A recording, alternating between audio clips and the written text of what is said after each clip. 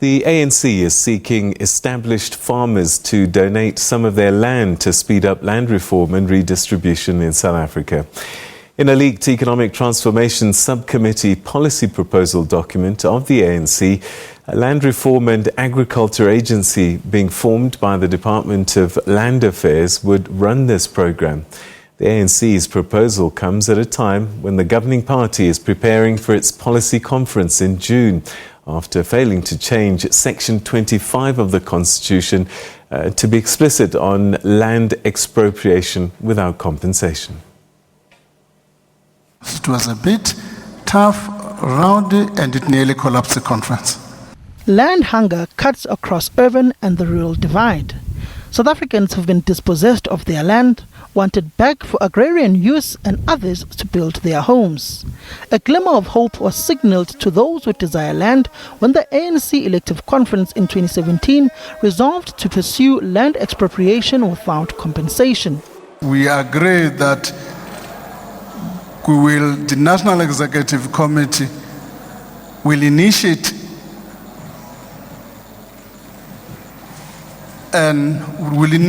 some amendments in the Constitution, Section 25, in order to achieve expropriation without compensation.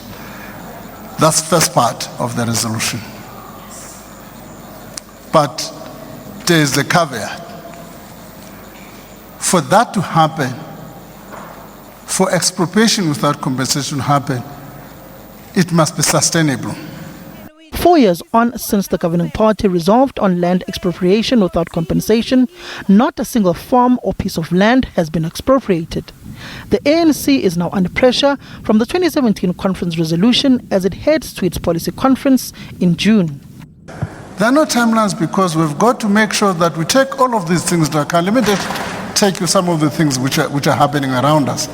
First, there's an Expropriation Act which we have not tested, which is going to be passed, the 2016 one you're referring to. We've not tested that. Secondly, we've just got a couple of weeks ago a full land audit by the Department of Land Affairs. And secondly, Parliament has instituted what is called a high-level panel on a number of things, but there's a section on that which is about 82 pages dealing with the land question. The ANC failed to garner enough votes in Parliament to change Section 25 of the Constitution on the property clause to permit land expropriation. After months of negotiations with the EFF, the two parties failed to reach an agreement.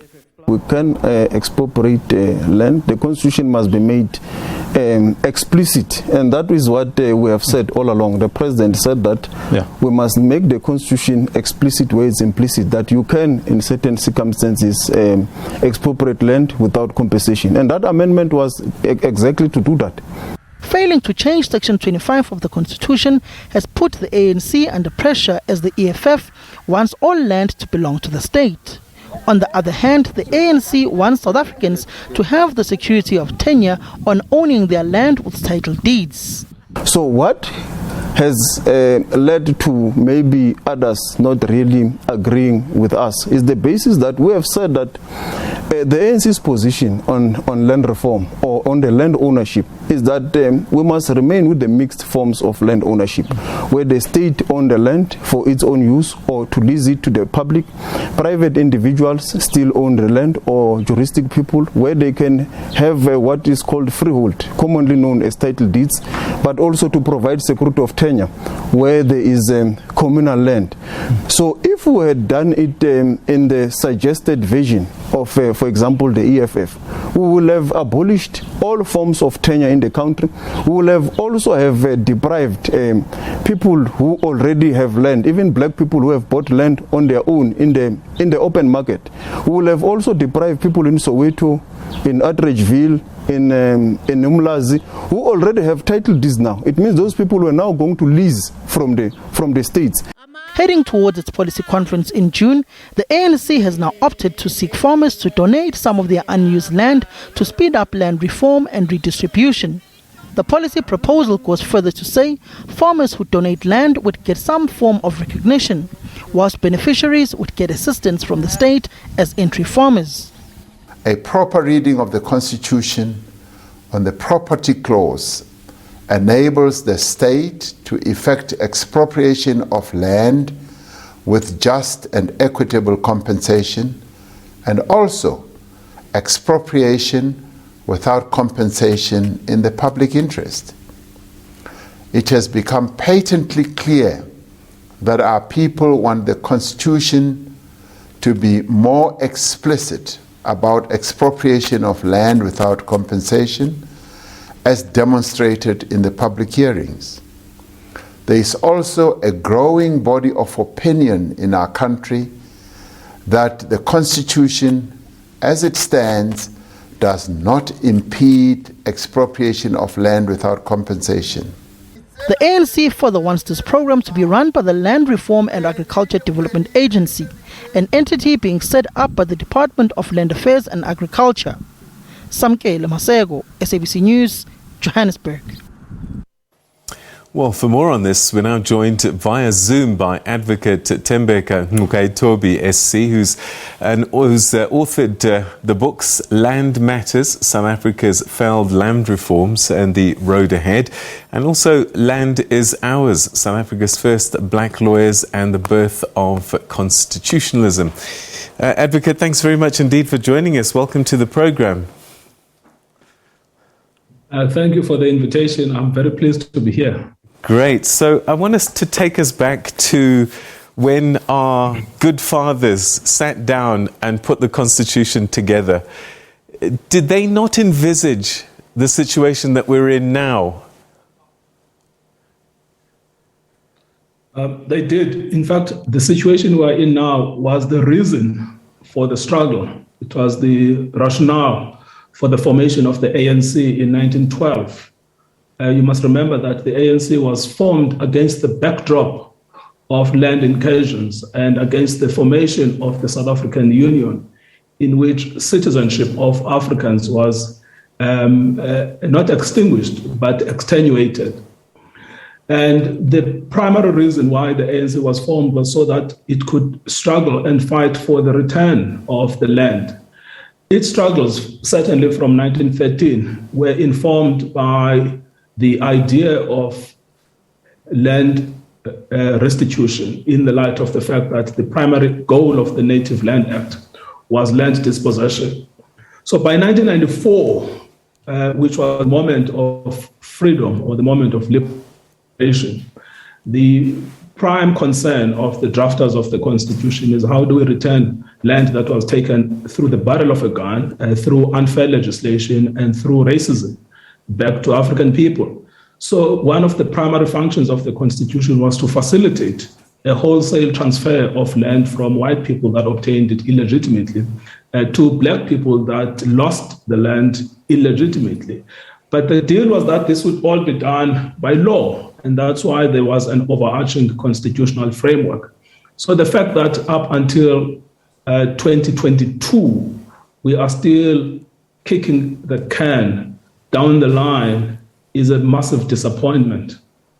All right, so perhaps what we need to clear up is Section 25 clear already, or does it require this amendment that the ANC failed to get through Parliament? No, it does not require the amendment. It's clear already. The provision in Section 25 is a mandate for land reform. It does so in three ways. It instructs the state to pass legislation to enable expropriation of land in the public interest, which means, unlike the old uses of expropriation where land is taken so that it can be used by the state, under our law, land can be taken from a private owner so that it can be distributed to people that are landless. But the government has failed in the last 27 years to pass that law. It still operates according to an old apartheid law that was passed in order to enable the apartheid government to expropriate land in the Bantustans in the mid-1970s. Secondly, the Constitution mandates the state to ensure that people who need land based on their socioeconomic status, the phrase that is used in the Constitution is equitable access to the land, that those people are given the land by the state. That is usually referred to as redistribution, but you will be shocked, perhaps not shocked, to learn that the government has not passed a single law that enables acquisition and distribution of land as mandated by the Constitution. Thirdly, the Constitution mandates the state to embark upon what is called restitution of land. Now, restitution of land means if you lost a piece of land or a right in a piece of land after the 19th of June 1913, or if your parents, your grandparents, your forebears lost that piece of land, you would be entitled to claim it back. That program began in earnest in 1994, but it has been scuttled by inefficiency, by corruption, by an administrative collapse, and it has not succeeded to meet the goals that it was intended for.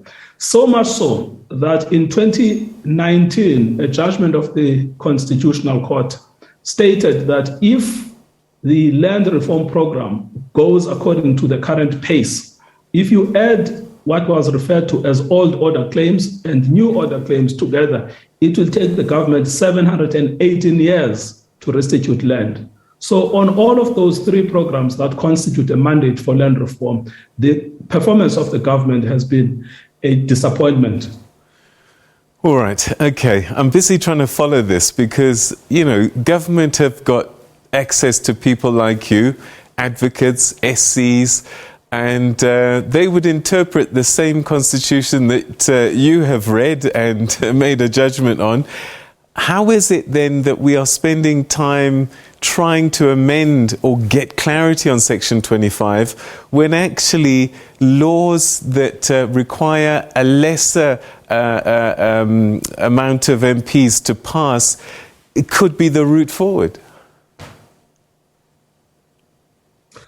Not only is it perplexing why the ANC has followed this purported route of a constitutional amendment, the fact of the matter is that it always had the law on its side. Why? Because the ANC has always been the majority party since 1994. So it passed the law that enabled it to take the land. It passed the Restitution Act. In fact, Peter, the Restitution Act was the first piece of legislation that was signed by President Nelson Mandela into law. And there was a reason for it. It was based on the symbolism of the restitution legislation.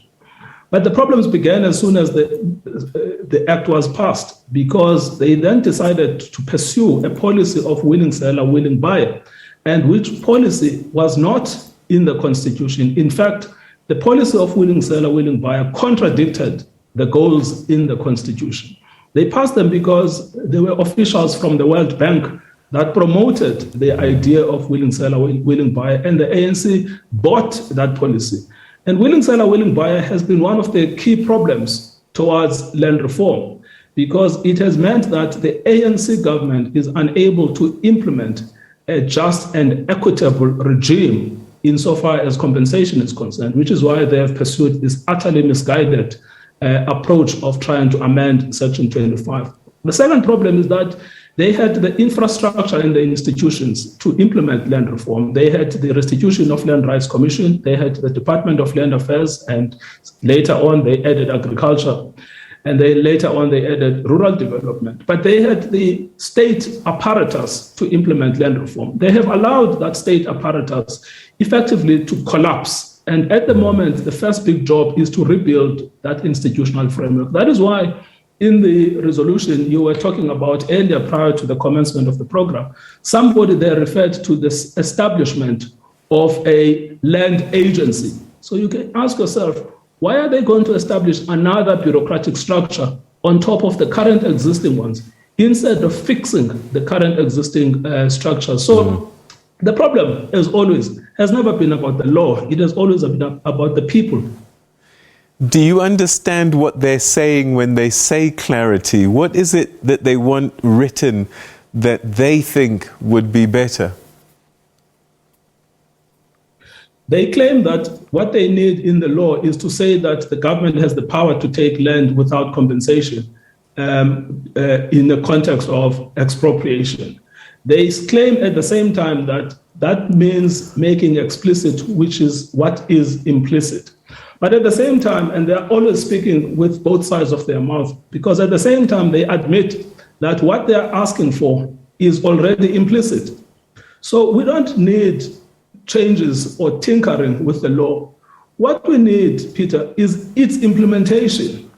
It always happens in many political contexts that when the politicians fail to implement a law, and this happened in Zimbabwe, Robert Mugabe inherited a Lancaster constitution which granted the government extraordinary powers of expropriation. And then for 20 years, he then failed to implement the policy of expropriation and to give land to ordinary farmers.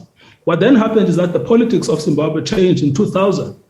Subsequent thereafter, what was the target? The target was the law. We have exactly the same situation repeating itself. After 27 years of trial and error, there has been a catastrophic failure with land reform.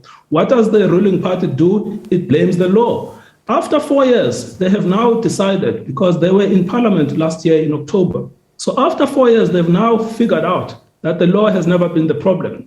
What is the first thing that they do? You get a sense with the land donations policy, which, land donations themselves are okay, but you get the sense that there is exasperation and despondency, and a sense in which they think that the job is too big, it's too complicated. Let somebody else do it, and not us who are elected.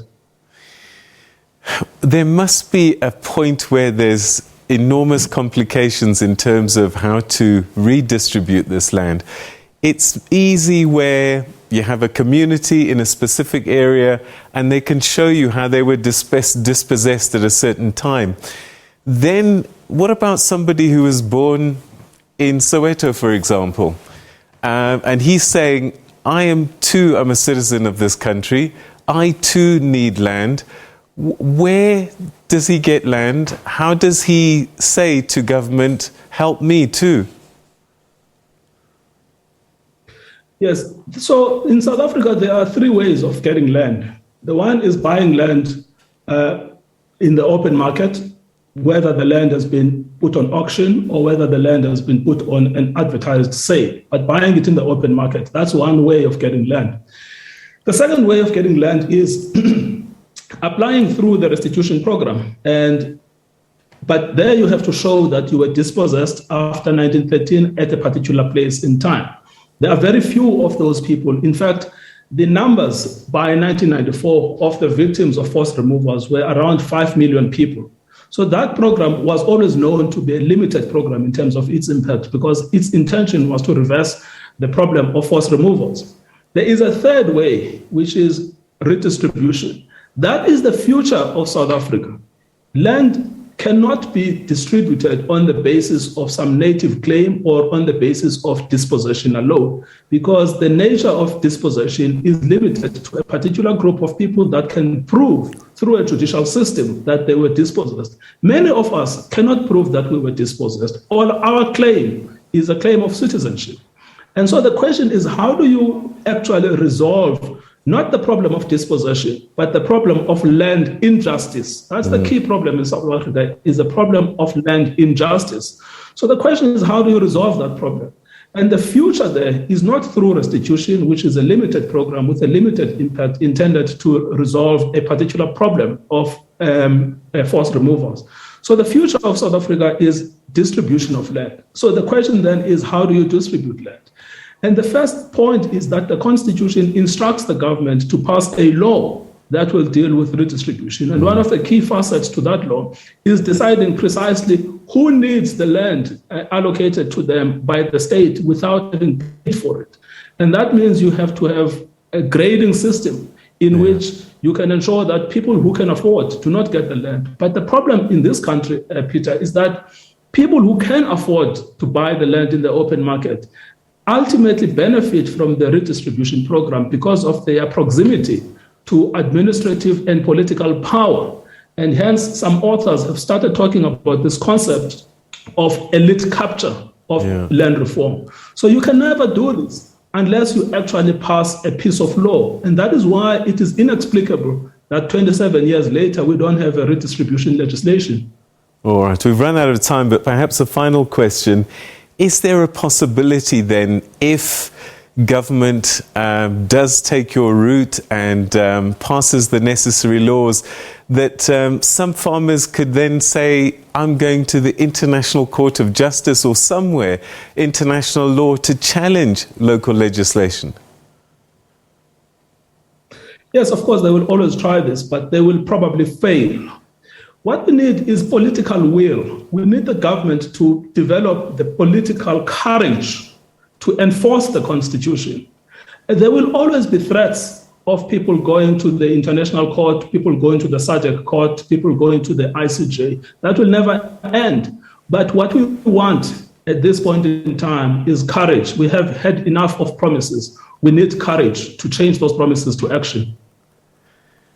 Advocate Ngcukaitobi, thank you so much indeed for giving us such clear thoughts, and perhaps we should appoint you to this new ministry or new department that the government is planning to set up, and you can fast track this for us.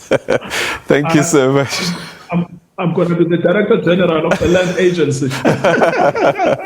Thanks so much. Good talking to you. Thank you for the invitation. Thank you. All right, that's Advocate Tembeka Ngcukaitobi SC, who is talking to us about Section 25. He says it doesn't need clarity. He says that all of this has been pretty much own goals by the government, and 27 years later, we can look to them for the reason why the land reform process has not worked or has not been moving as quickly as it needs be. All right, and we'll leave you with that thought. We have so much more to come.